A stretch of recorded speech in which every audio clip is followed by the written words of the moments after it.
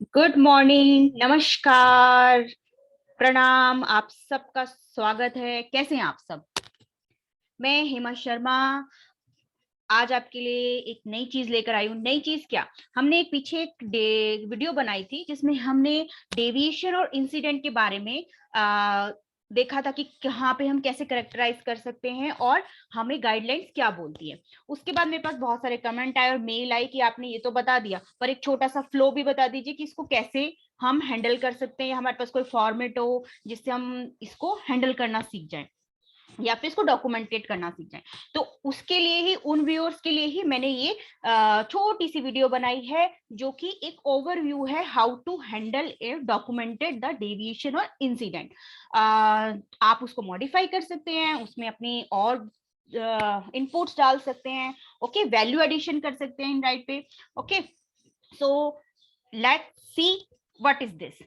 So my name is Hema Sharma. You know very well. Thank you to all of you to appreciate me, to subscribe my channel and view my channel and always motivate me to learn more, to share more and care more about the pharmaceutical guides. और मेरे जितने भी colleagues हैं और जितने भी नए students हैं, फ्रेशर्स हैं, तो इस अच्छा वार्मफुल थैंकफुल के बाद अब हम चलते हैं अपनी इस छोटी सी वीडियो की तरफ।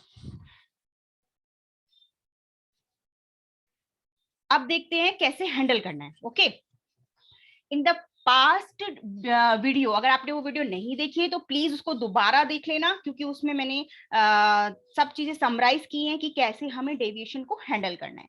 वहां पे हमने देखा था कि can the event affect a product attribute, manufacturing operational parameter or the product quality?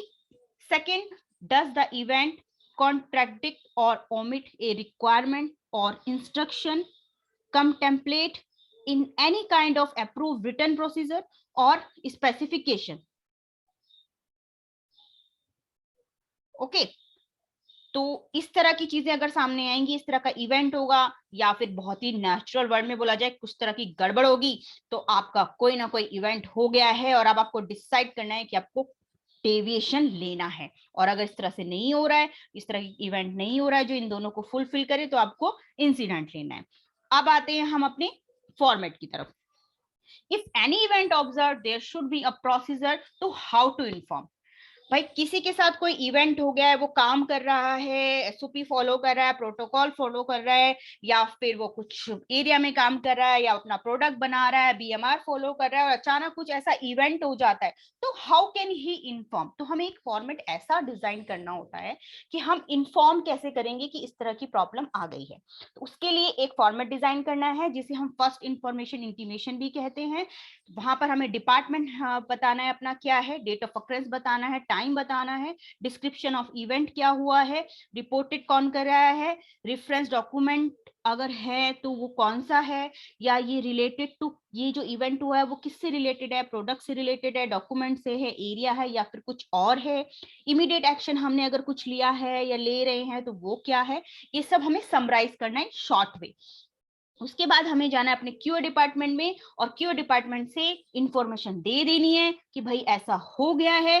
QA department आपको एक नंबर जनरेट करके देगा कि yes you inform to quality assurance. तो वो आपको एक नंबर जनरेट करके देगा जिसे हम एफआई नंबर भी कैसे कहते हैं। आपको कुछ और नाम रखना है तो आप कुछ और नाम भी इसका रख सकते हो। ओके, ये तो हो गया आपका फॉर्मेट।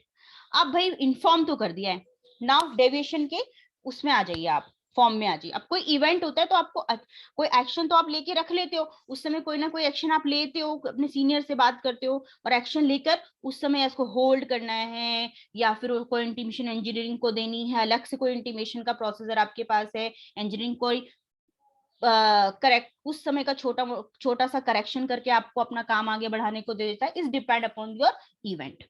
ओके, अब हमें डेविएशन फाइल करना है। ठीक है, डेविएशन फाइल करना है या इंसिडेंट फाइल करना है। ओके, तो इसके लिए हमें एक फॉर्म डिजाइन करना होता है जिसमें हम अपना नंबर लिख लेते हैं और एरिया लिख लेते हैं और लिख लेते हैं कि इवेंट रिलेटेड टू क्या है। वो एक चलता रहता है।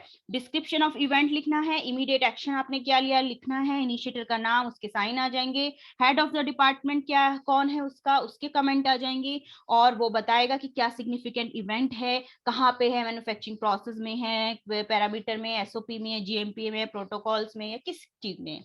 फिर उसके बाद एक छोटी सी इन्वेस्टिगेशन फाइंडिंग आपको यहाँ पर लिखनी होती है कि हमने इन्वेस्टिगेट किया।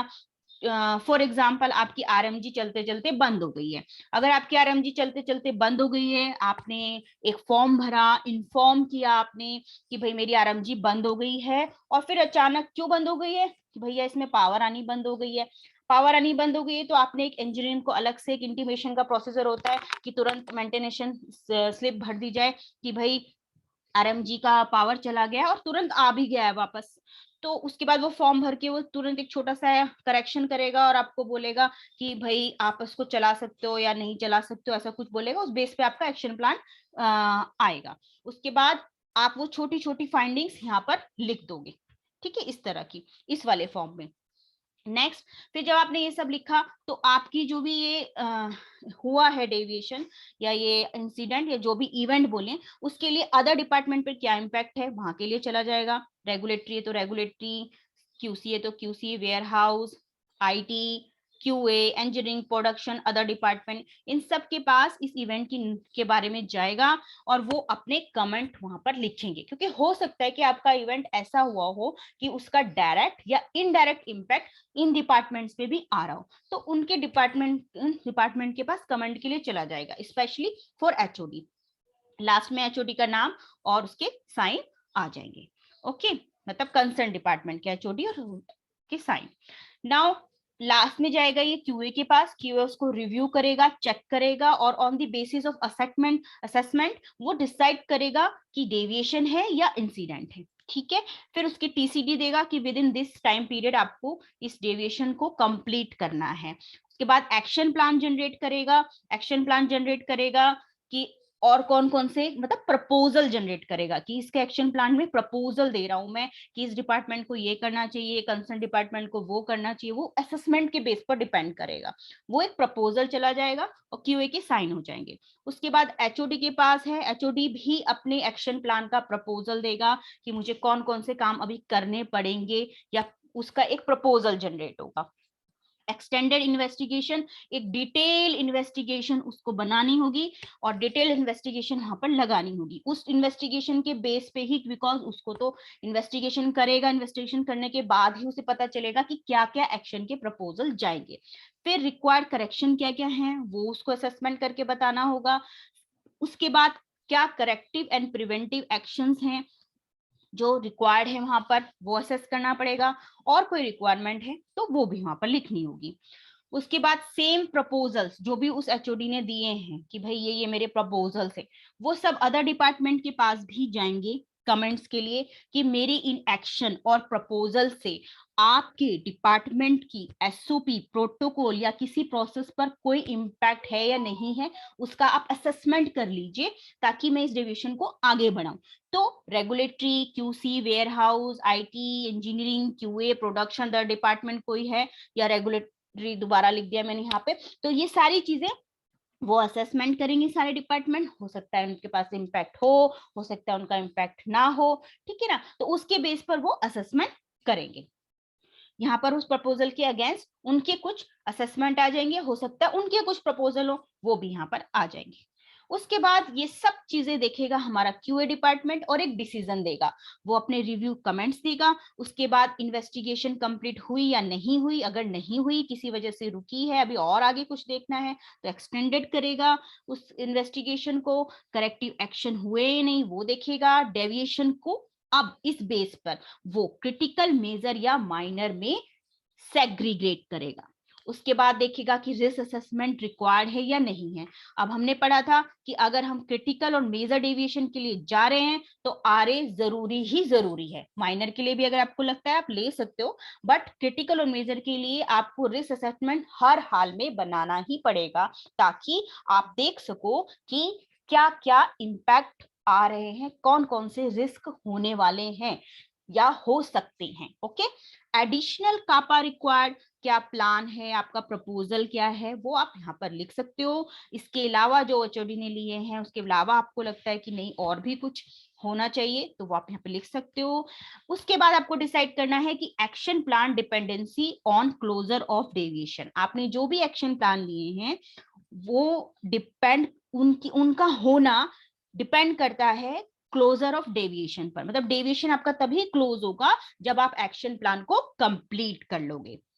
देन रेगुलेटरी या client clearance required before batch release. क्या रेगुलेटरी और क्लाइंट को बताना है, वो तो जरूरी है कि भाई आपका प्रोडक्ट अगर ऐसा फंस गया है, कुछ ऐसा मेजर चीज है तो आपको रेगुलेटरी और क्लाइंट को बताना ही होगा। ठीक है, तो ये सारी चीजें हमारा क्यू या सी क्यू ए जो भी है वो डिसाइड करेगा, उनके साइन आ जाएंगे, ठीक है, नाम आ जाएगा। तो दिस इज द प्रपोजल के बाद का डिसीजन। ओके, अब भाई सबने अपने अपने काम करने शुरू कर दिए, अपना अपना करेक्शन हो गया, काम भी बढ़ गया आगे, कुछ करेक्टिव एक्शन भी होने लगे, कुछ प्रिवेंटिव एक्शन भी होने लगे। अब बात आती है डेविएशन को क्लोज करने की।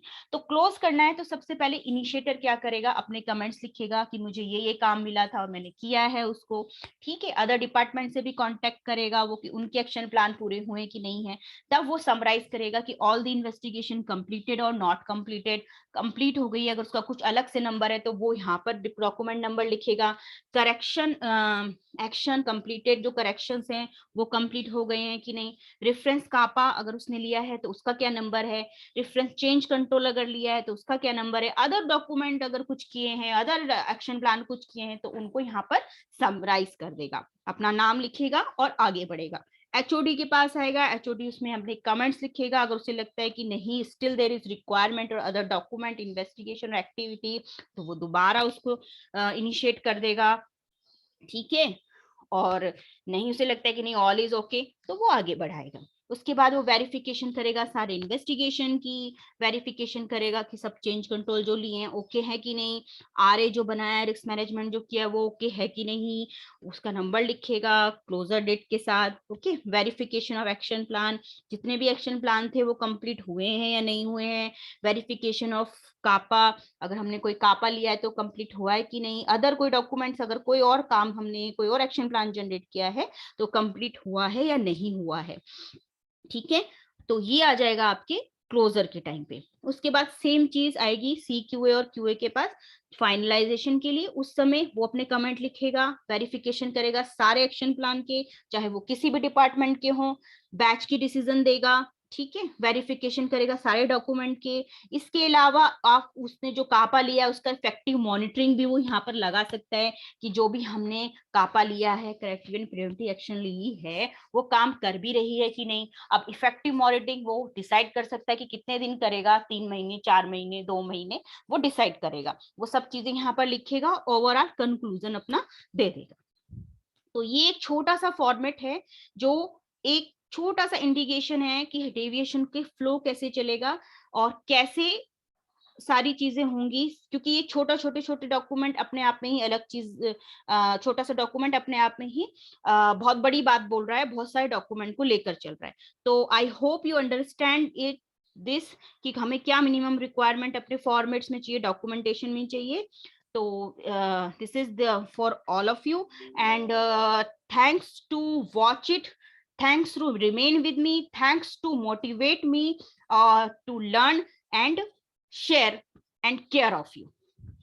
Thank you so much. I will come again with another very interesting topic of pharma. Till then, goodbye, take care and remain happy, healthy and in compliance. Goodbye.